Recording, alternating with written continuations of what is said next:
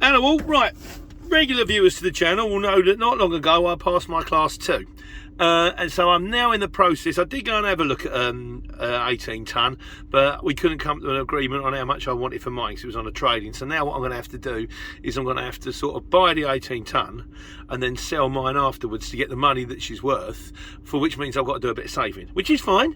I'll get my head down and I'll run until I've got enough dough, or I've nearly got enough dough, and you can sneak a bit and overdraft a bit and what have you. And I've got a lorry in mind, but I'm not set on it. And in the meantime, there are other ones out there. But while I'm thinking about jumping in the 18 tonne, I thought it's about time now that I invested in a proper truck, Satnav, because up until now Waze has been kind of okay, because in the 7.5 tonnes you can go most of the places cars can go. You get the red circle, no vehicles over 7.5 tonnes, that's fine. I have also used Road Lords.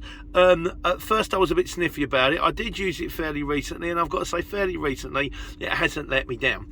But what happened was we got one of the drivers one of these Satnavs, and then he said he couldn't get on with it, so I basically inherited it. So we now have, this is the, let's have a look, see if we can get this up on the, there you go. Is that the thing there? Oh, that is the one it's on at the moment. This is the I don't know how you pronounce that, Xgody, Xgody, Xgody Satnav. And I've been running this now for about a week, and it's all right. There are things I like about it, there are things I don't like about it. If I'd have known it was coming for me, I might have spent the extra 20 quid and get the one with Bluetooth connectivity. Not that I've got a Bluetooth radio, but if you have, for the extra score, I think it might be worth it. But let's talk about this one we got at the moment. And also I'm going to put you through how to program a route in, because it's not exactly the most user-friendly. You know, most ways just type it in whenever, it just fires up. This one, not so much. So things we like about it, I've got it mounted on the, that was a pain. It comes with a suction cup, and because I'm in the DAF, let me just give you a little thing around the DAF. You'll notice about the dashboard of the DAF that there is no flat surfaces. So if you actually want to mount this on, you get a suction cup, or you try stick it on, hang on, hello again, or you try sticking it on the windscreen. You stick it on the windscreen, the thing just falls down. It's just painful. So what I ended up doing, I thought, I know what I'll do. I'll get a CD mount, because, going back again, on the CD we've got the mount there, and I'll get the mount for that, and then I'll get a phone holder for over here. That didn't work. The CD mount was too close to the steering wheel, and it just got in the way of the indicators and everything like that.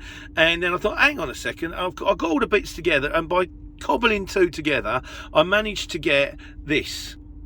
So what I've done there is I've taken a foam mount with a screw in back that goes into the kind of the air vents, and I've also took the CD mount and I put the two together. I've got that, and that works really well. That's in a nice position. It's not in the view of my dashboard.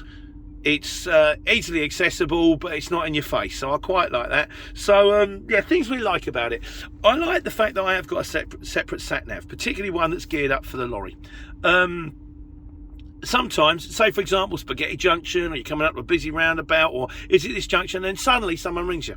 Now obviously I'm on the hands-free, but the second someone rings me, my phone goes from sat-nav to like the number, and then like, where am I going, what am I doing? And I'm not worried about answering the phone. I just want safety, and I want to know where I am on the road. So at which point I can ignore the telephone, look up to the little sat-nav, find out where I'm going, and if the phone call is still there, as soon as I've exited the roundabout and I'm good to go and I'm safe on the road, then I can activate the hands-free and talk to them. You don't want to be talking to people, you know, it's just a bit like, whoa, what's going on? It's a bit scary. So it's really good for that. I've tried it on the 18 tonne to see if it does take me through 18 tonne areas, and it doesn't. So there was one the other day. What I end up doing is I end up running two sat-navs at the same time. I end up running this one on the dashboard. I end up running my phone in the cradle that you just saw in the CD player. I've got my phone is set to Waze, and I've got this one is set to normal. Because Waze is much better on the traffic. If I'm on a motorway, or I know, like this morning, I'm going up to Leicester, it says come off at Rugby. The Waze said go up to junction 20. The main sat nav, the Xgody sat nav, said come off at Rugby. I'm thinking I ain't come off at Rugby. It's just off junction 20. I went and it redirects. For things like traffic and stuff like that, I still find ways to be better. But when I actually get to nearer my area, so say for example I've got to do a load of motorway and then the last bit's driving half an hour through countryside, this is where this thing really comes into its own. I'm less likely, like yesterday, one of us going to go down this country road, the main Satnav, no, just go straight on, big roads, all the way, much better. Might have taken an extra couple of minutes, but I'd rather have the extra couple of minutes and have to fight trucks or fight cars on passing places and trees and thinking, oh, this is a bit scary, this is around the corner. So it's good for that. The one thing that Road Warrior does that this doesn't, which I like, it tells you up and coming parking places. I haven't worked out how to get up and coming parking places on this. There's probably a lot more that it does. I've worked out how to change it to a QWERTY keyboard. I've worked out, because I prefer QWERTY keyboards, I can just find the numbers easier. I've worked out how to change the main icon from a truck to just an arrow. I prefer an arrow. I don't need a fancy thing on my dashboard, thanks very much.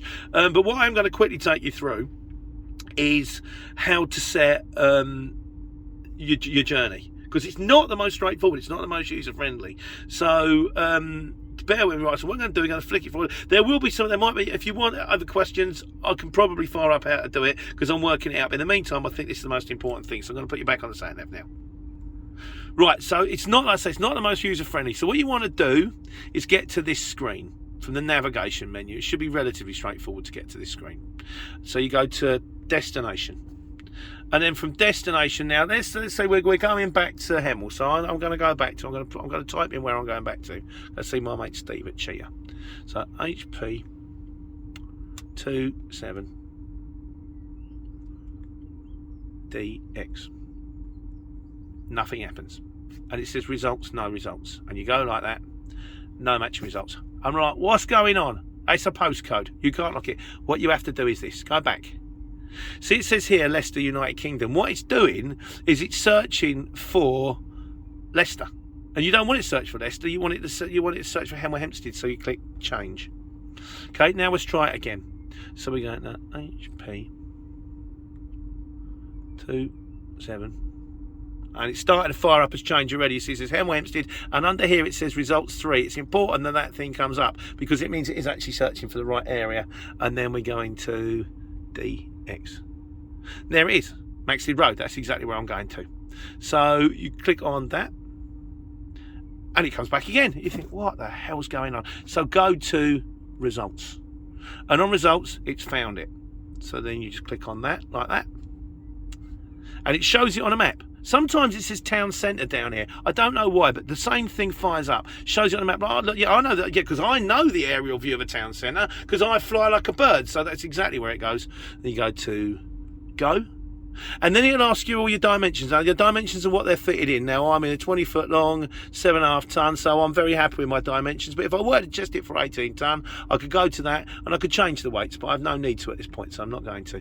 Go back. And then you go, okay. Checks your routes, go, and away you go.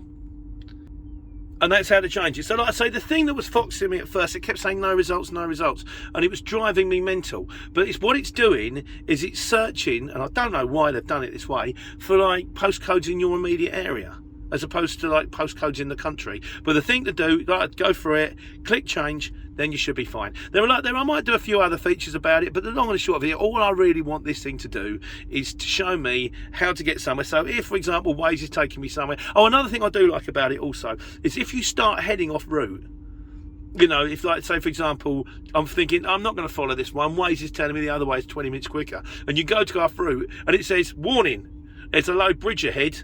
That's something Road Lords doesn't do, which I would appreciate. But it's kind of warns you, go, you sure you want to, it's like, are you sure you want to go this way?